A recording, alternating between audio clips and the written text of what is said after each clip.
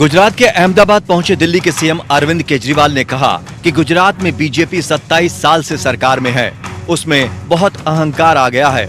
हम एक positive campaign चला रहे हैं, युवाओं के लिए, महिलाओं के लिए गारंटी स्कीम दे रहे हैं। इस दौरान केजरीवाल ने सिसोदिया को दुनिया का सबसे अच्छा शिक्षा मंत्री बताया।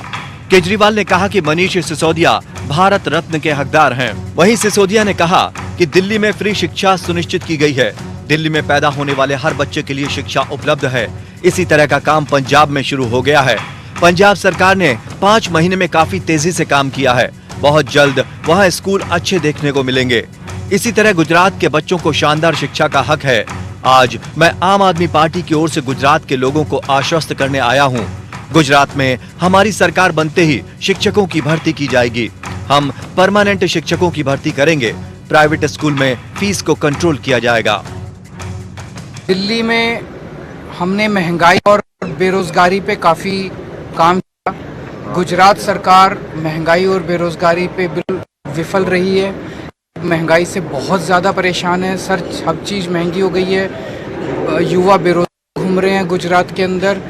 दिल्ली में हमने बिजली फ्री कर दी लोगों की, पानी फ्री कर दिया लोगों का, अच्छे स्कूल में का इंतज़ाम किया, एजुकेशन फ्री कर दी, हेल्थ फ्री कर दी, महिलाओं का ट्रांसपोर्ट फ्री कर दिया। तो लोगों को महंगाई से थोड़ा सा रिलीफ मिला है। 12 लाख बच्चों को हमने रोजगार दिया, तो रोजगार देना हमें आता है। तो अगर हमारी सरकार बनती है तो महंगाई और बेरोजगारी से भी हम छुटकारा दिलाएंगे। और आज मुझे खुशी है, मैं दुनिया के सबसे अच्छे शिक्षा मंत्री को अपने साथ लेके आया हूँ, मनीष जी को, जिन्होंने शिक्षा में शानदार काम किया।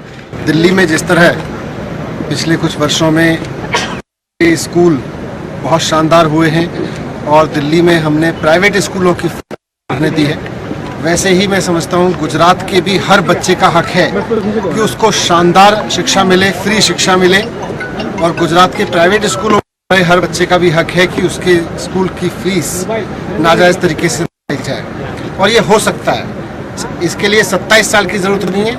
दिल्ली ने करके दिखाया है, केवल 5 साल में ऐसा हो सकता है। तो आज हम गुजरात की जनता से ये अपील करने आए हैं कि जैसे दिल्ली के लोगों ने एक मौका दिया अरविंद केजरीवाल जी को, जैसे पंजाब के लोगों ने मौका दिया है अरविंद केजरीवाल जी को, एक मौका केजरीवाल जी को दें। 5 साल के अंदर अंदर यहाँ के स्कूलों में बहुत बदलाव आ सकता है। यहाँ के सरकारी स्कूल इतने शानदार हो सकते हैं। इससे पहले सोमवार को उन्होंने एक कदम और आगे बढ़ाते हुए दावा किया कि उन्हें बीजेपी की ओर से पार्टी में शामिल होने का संदेश मिला था।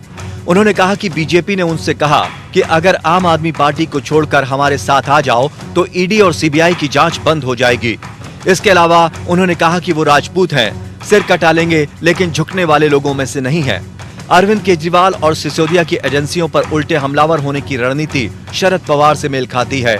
उन्हें भी महाराष्ट्र चुनाव से पहले जब ईडी का नोटिस मिला था तो नरम पड़ने की बजाय उन्होंने मराठा कार्ड चल दिया था और खुद ईडी दफ्तर जाने की बात कही थी। शरद पवार के ऐलान के बाद महाराष्ट्र का सियासी माहौल गर्मा गया था और बाद में ईडी की ओर से सफाई दी गई थी कि हम शरद पवार के खिलाफ जांच नहीं करेंगे। हालांकि इस मौके पर शरद पवार द्वारा बनाए गए माहौल का फायदा एनसीपी को विधानसभा चुनाव में मिला। उस समय शरद पवार ने केंद्रीय एजेंसियों से डरे बिना मजबूती से खड़े होने की नींव रखी थी। अब अरविंद केजरीवाल और मनीष सिसोदिया दिल्ली में ठीक यही करते नजर आ रहे हैं। मनीष सिसोदिया के घर जब से सीबीआई ने छापा मारा है तब से वो खुद सोशल मीडिया पर सारी जानकारियां दे रहे हैं। ये जो सीरियल ऑफेंडर हैं, उनके बारे में आप हमसे मांग रहे हैं, ये तो यही काम करते हैं। ईडी सीबीआई का नेताओं के खिलाफ दुरुपयोग मतलब सरकार तोड़ने और गिराने की कोशिश। इसके पहले की कोशिशों को किसी ने पर्दाफाश नहीं किया। मनीष सिसोदिया के ऊपर कोशिशों को मनीष पर्दाफाश कर दिया। अरविंद केजरीवाल से लेकर मनीष सिसोदिया तक लगातार इसे अपनी पार्टी की ओर से दिल्ली में किए गए अच्छे काम के खिलाफ केंद्र की साजिश के तौर पर प्रचारित करते रहे हैं। सत्येंद्र जैन की गिरफ्तारी पर भी आपने झुकने से इनकार कर दिया था और उल्टे केंद्र पर ही हमला बोला था। आम आदमी पार्टी का मानना है कि इससे वो दिल्ली और उससे बाहर के लोगों तक ये संदेश दे सकेगी कि सरकार उसके खिलाफ जानबूझकर जांच बिठा रही है। आम आदमी पार्टी को लगता है कि इन कानूनी मुश्किलों के चलते भले ही उसे कुछ वक्त के लिए परेशानी हो, लेकिन सियासी तौर पर वो तभी नुकसान में जाएगी जब बैकफुट पर दिखेगी।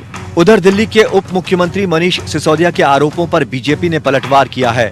प्रवक्ता गौरव भाटिया ने मनीष सिसोदिया पर निशाना साधते हुए कहा कि आम आदमी पार्टी के भ्रष्टाचार और कट्टर बेईमानी को बीजेपी पुरजोर तरीके से उजागर कर रही है। उन्होंने कहा कि ये स्पष्ट हो गया है कि दिल्ली के सीएम अरविंद केजरीवाल और मनीष सिसोदिया के पास जनता के प्रश्नों के कोई जवाब नहीं है।